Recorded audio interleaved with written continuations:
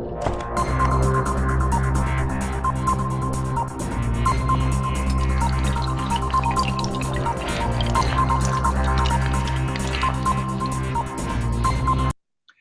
is Frank Islam, Chairman and CEO of FY Investment Group, and your host of Washington Calling, where we interview leading voices from business and politics that impact you, the viewer.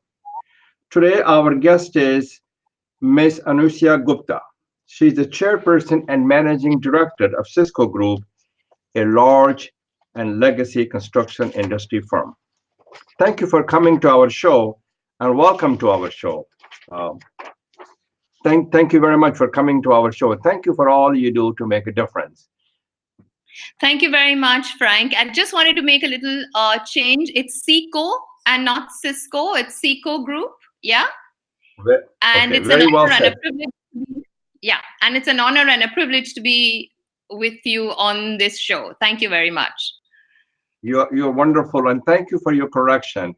Obviously, I was mistaken. So tell us a little bit about you. You have a remarkable success story. We understand you're heading a construction company, which is a business dominated by men. Please tell us briefly your success story for our global audience. And tell us a little Yeah, bit about thanks. your company as well. Go ahead. Right. So CICO is really the oldest brand in India. We're celebrating 90 years this year. The brand was started way back in 1930 in Calcutta by my husband's grandfather. And Okay. really, yeah, and we had a monopoly in construction chemicals, especially waterproofing compounds, till about the late 1980s. That's when I think India opened out and a lot of multinationals started coming in. But however, we still remain one of the top five in the country. As far as, and in any case, like all traditional business houses, this was also a very male dominated business, in the sense that the ladies of the house did not ever inherit the business. The business always went down the male line. But unfortunately, my husband tragically passed away 12 years ago. And I always call myself an accidental entrepreneur. So I stepped into his shoes. I've been a homemaker. Yeah. I've been a you are a homemaker. You're a homemaker, completely, right? and a Okay, very happy wonderful. home. Well, thank you. Thank you very, very much. You step into the. We need people like you in India, not only India, but around the world, to look at you. Female entrepreneurship is very key to success of not only Correct. India, but all the world. So tell us a little bit about your accomplishment. What have been your guiding principles, and what is your definition of success? Oh, that's a very difficult one. But, well, all I can say is that, being a homemaker, I think I did carry the home values into the workplace. I think that made a little bit of a difference, because when a woman brings their home values into the place of work, um, it's just expanding the same home base, and also considering that your family is also the team, and the organization, the people who work for you are also part of your family. Now that, I think, helped me, to be honest, to take this company to the next height. Also, I think I grew up with knowing my self-worth and knowing my rights, and so I do work within that framework. And even if it's a male dominated industry, and you know uh, I think do score on those parts, because I think we ensure that we are working within that. And so I think those were my advantages. But having said that, the industry, when you say success, I think there was a little bit of experience gap, and there still is, because in India we lack the infrastructure for women to get into their place of work. And by infrastructure, I mean, I can talk from my own experience. I can never go to a site, and not because it's difficult to check out tunneling work on the roads or to get right on top of a bridge to see, what the work in progress is, but also because there are no washroom facilities, there are no facilities for me to stay at night, and therefore I am not able to then check out on what exactly is the quality of work that's happening, and what really goes on in the site. So to me, I think that's a bit of a challenge, and it's not going to encourage more women to come in if these facilities and the infrastructure is not there in the country. Right. Very well said. Do you think the entrepreneurs are made or born? I was not And born for sure. also, okay, what are the characteristics of the entrepreneur? Do you think the success have taught you to move forward and the failure have taught you to never go backward? I'm an Um, entrepreneur myself, as you probably know. I know, and a very successful one at that. I think entrepreneurship just teaches you how to take on more responsibilities, and I think that responsibility is a lot of social responsibility. It's not just looking at profit margins and the balance sheets. To be honest, I mean, I take my role very seriously as someone who's contributing to society in terms of Very not well said. just employment or stuff like that, but say for instance our products go into buildings, go into roads, go into power stations. If I am not going to be doing justice to that, and ensuring service is good, quality of products is good, then it's impacting society. So basically I think that an entrepreneur needs to have that social you know thought in mind. Very well said. And I will talk to you about your philanthropic engagement as well in a minute. I am a philanthropist, and Mhm. I believe what President Kennedy has said, to whom much is given, much is expected. And the Yeah. characteristic of an entrepreneur that I see it is to venture into the new horizon and experiment new environment, willing to take a risk and see what the people see as a challenge, you see as an opportunity, which is what you have done. And thank you very much for all you have done. And you are a role model for all of us, not only in India Thank but all around the globe. As you know, thank you for this. yeah, sure, you're most welcome. Construction industry should be booming in India. It should be growth Yeah. industry, should providing jobs in India. But we understand that your construction company are not doing very well because of the huge layoff, as the economy of India is in tank right now. We'll talk about that. What is the problem? What needs to be done? And also tell us a little bit about the regulating the real estate industry. Is it helping you or hurting you? Okay, Go so ahead. there's approximately a 12% drop in order wins by infra companies, and the rating agencies have consistently been downgrading our forecast for growth. And my sense is that until and unless there is a fund flow from the government into this particular industry, the gloom will continue, because this is the foundation industry. It's the base. It is a huge job creator. So if there is a fund flow that is coming into this industry, my sense is that the others will, to kickstart the other industries as well.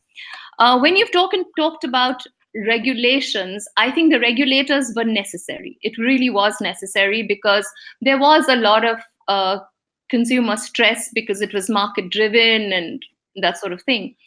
But I think what happened was it came very fast and quick.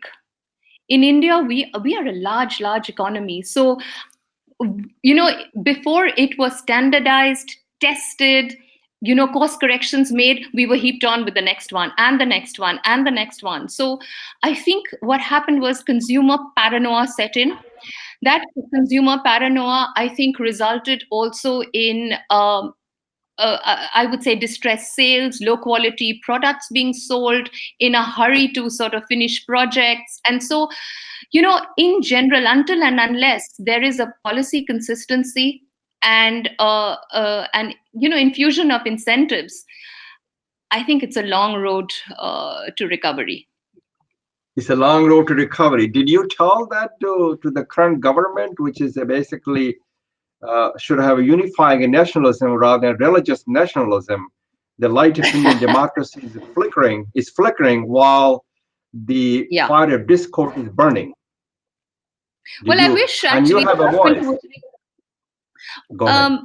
Frank, actually, I wish the government would talk to the SMEs, to be honest, because I think we are really, the belly of the economy. Um, I think they must necessarily pause and talk to the small medium enterprises to see what is the need of the hour, and what are the things that we really need. And I think it's important that this trust deficiency, the gap is closed very, very quickly, and there is a sizable scale up in infrastructure spends right now. I also think that Close projects to need to be. trillion dollar. Close Yeah, to trillion exactly. dollar India needs for infrastructure. Yeah, and the So thing is, do you speak up? Do you speak up and speak out and tell the government that we need to work together so that we can build a stronger and better India and provide a job to the young generations? I would love to. I would love to. It's just that you need a platform, right? And that Right. platform has to be created to be able to speak up. Just an individual voice. I don't think. I mean, who do I talk to? To be honest, to the Oh, government. I mean, who is the government do we talk to? Yeah. So I so think, I want I to. think there are. Yeah. Yeah, go ahead. So that you need a platform to speak up, to speak Yeah. out, to make, and you're doing it because so you can build a stronger and fairer and just and as well as a better India, so that people can have a job and prosperity. This is Absolutely. what all. Okay, so And there's a as you know, huge the Indian talent economy. pool. Go ahead. Go ahead, Yeah, so there's a huge Ms. Gupta. talent pool and opportunity. All we need to do is, just tap into that. Right. As you know, the Indian economy is not doing well, and you said that, and the outlook is likely to continue. There has not been that much infusion of direct foreign investment. India is facing the largest unemployment rate. It has a lowest GDP growth in 11 years. Can you tell us and shed some bright lights what can be done to boost economic growth and create more jobs and build prosperity and also build the infrastructure and attract foreign investment? Disbursements over there has to be quick. Now, while we are also talking about cash awarding those projects, I think simultaneously the compliances, like for instance environment clearances, land acquisition bills, etc., those have to be attacked simultaneously to ensure that those projects are taking off on time. And therefore this is the way that employment, it'll kickstart the supply chain, the production will start, manufacturing units will start, and the entire cycle will take off. The other thing that I have really in my mind, and it's a very personal belief, is that we have to increase the tax base in our country. At this moment in 1718, if I'm not mistaken, I was reading somewhere that 55 million people um filed their income tax returns, of which 22 million did not have any tax liability. Now, Can you believe that? if we Yeah. So if we don't increase our tax base, where is the money going to come in from? We cannot keep taxing the 1%, all the time. We have to sort of broad base it a little more. And that's really my personal take, that the government needs to do this right now, simultaneously with awarding of these road projects and power plants, etc., which are all stalled, and which will then, start off on other cities. Once cities come up to tier two, tier three cities, you're going to need hotels, you're going to need hospitals, you're going to need schools. So it's this is the industry that needs attention completely. I totally agree. You should move to Dubai. Look at what Dubai is doing. It's unbelievable, Yeah, in terms yeah, of the that's right. construction. And it's being shouldered Yeah, by the Indian diaspora, pretty much. yeah, yeah. Uh, I, Well, I believe so in staying you look, here and doing something. well, I go there every 6 months because I'm on the board of trustees of the American University in Dubai. And it's unbelievable what they have been able to accomplish. I do not Fantastic. believe in their, so it's unbelievable. I wanted to, you look at the brighter horizon, even when we endure storm. And that's a characteristic of your personality, who you are, which is a wonderful thing to do. I would hope that the other people will follow in your direct in your footsteps so they can make a difference. You have been honored as a woman entrepreneur by Dell. You embody the hope for budding female, and for that matter, for all entrepreneurs. What are your thoughts on the future of women entrepreneurship in India? What advice would you give it to the young and budding entrepreneurs? I think the first thing is that as somebody in, I would like to say, in a position of privilege at this moment, uh, it's important for all of us women who enjoy this to sort of reach out and give a leg up to the other women who are actually trying to do that. This is something that I find a little lacking here. We need to help one another. That's one. Secondly, the ecosystem here in India has to change in terms of, you know, I see that there is a lot to be done in the rural segment where the talent pool is huge. However, our norms are very archaic, societal pressures are huge. So we need to take education and we need to take inclusion, all that to people. But I have to say the good thing really is that social media is helping a lot, because they are able to actually access what is going on in the world and what is available, understand women's rights, etc. Bollywood, I have to say, mirrors a lot of opportunities, and in our villages and in our urban as well as the rural sector. This is a big mover and shaker, so there it does mirror a lot of it, so it's helping us. I have to say things like it started moving in terms of property rights that are now coming into into the legal framework of women, because until and unless you have property which then can act as a collateral to starting any entrepreneurship or any business, that's important.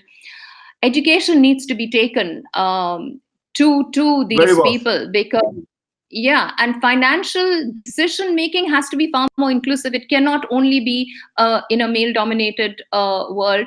If you see ads in the newspapers or ads in televisions, which I see, it's very often that the woman can choose the washing machine, but it's always the man who chooses which brand, depending on how expensive or how cheap it is. So I think So financial decision making is you're important. absolutely right. I am all for the woman entrepreneurship. I believe that they have the enormous potential that the India and Yeah. the world can harness, and this has been untapped potential.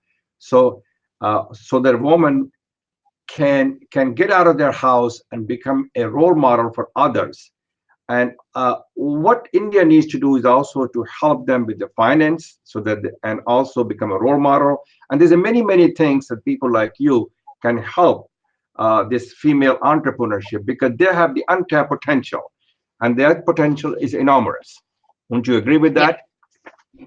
Yeah, Uh, completely. Because I think a woman, whatever she earns, she brings back and rolls back into the business.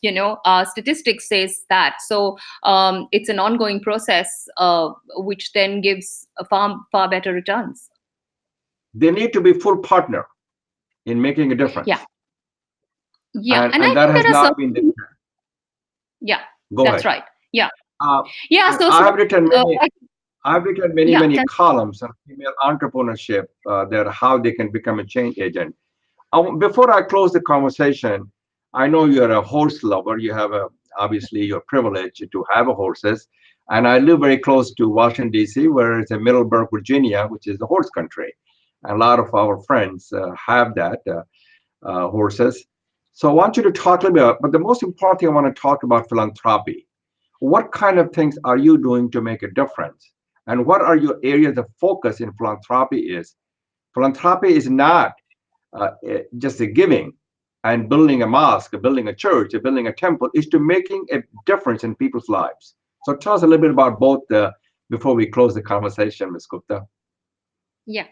So which one do you want me to talk first about? Should I talk about the Whatever philanthropy you, bit? it's up to you. Yeah. It's up to you. You go Okay. This first. is one of my well, this is my passion, really. As I said, I'm an accidental entrepreneur, but this is my passion. Uh, I grew up in a convent where we always did work for, the less privileged, so to speak. But what also life taught me is that when my husband was unwell, I moved from hospital to hospital, and I actually saw the despair that was there amongst the millions of people who used to come for treatment there. I thought I was privileged because I had the resources, and I don't mean monetary resources. I mean my education, my access to doctors, etc. So in 2009, after my husband's passing away, I started a foundation in his memory, where the work we do is to raise awareness for organ donation in India. We have a crying need. I mean, the last that I know is that we were like 0.03 per million for organ donation, and the need was 1.8 per million or something like that. I could be a little wrong in my statistics, but somewhat like that. So my aim really, and the foundation's aim, is to go to different corporates, to police stations, which handle a lot of accident cases, to NGOs, to schools, and talk about the importance of pledging organs, so that when we are no more, there are other lives that we are saving. So that's Very one of well the said. Very well said. that we do, because in India we need that hugely. So you're Other than extending the your fact, hope, you're extending your hope, your heart, and your help to those who need the yeah, most, and that's the noble yes, cause yeah, that we can. Those are things that we will leave behind because we have a short time on this planet of Earth. yes, So that's right. go ahead and Yeah. tell us about your horses thing. You're a horse lover. How many horses you have? And Well, at the what is the moment we have farm? no. I think horse racing has been in the family for many generations, and so I wanted to say something very interesting, because in Sure. 1962, Queen Elizabeth visited Calcutta to present the Queen's Cup, and in that Oh, race, yeah, and in that race, two of our horses were running, which was my owned by goodness. my father-in-law, and 50 years later we run in the same colors that we did run those races. So that's a matter of pride and joy for us, that the colors of the It is. Gupta family are the same that they run in. It's we're animal lovers. I love my dogs. And horse racing is, as I said, a passion with us, and we love the sport, and the fourth generation has also joined in and enjoys the sport. So Wow. fingers crossed Wow. to carry this forward. Yeah. So where is your farm? The farm is located close to Delhi or somewhere in Kolkata? No, we don't have a farm. Our horse is trained with our trainers mainly in Calcutta. Okay, so they have a stable there, Yeah, that's right. right? Yeah. Okay. Yes. Is there anything else you want to say to the audience before we close our conversation? No, just that I'm very, very privileged to be here, Oh, and I feel, and I think I'm very grateful, really, to the universe for giving me opportunities that I have, and I hope that I can leave behind and share some of my experiences with people, which will help others. That's my only hope and good. wish for me. Very well said. Is your family has provided you the letters of opportunity to succeed, and you want other people to succeed. That's what you want to do. So thank you That's very much, Ms. Gupta, for all you do, and thank you very much for your leadership. And this is Frank Islam wishing you a great week, and thank you for watching.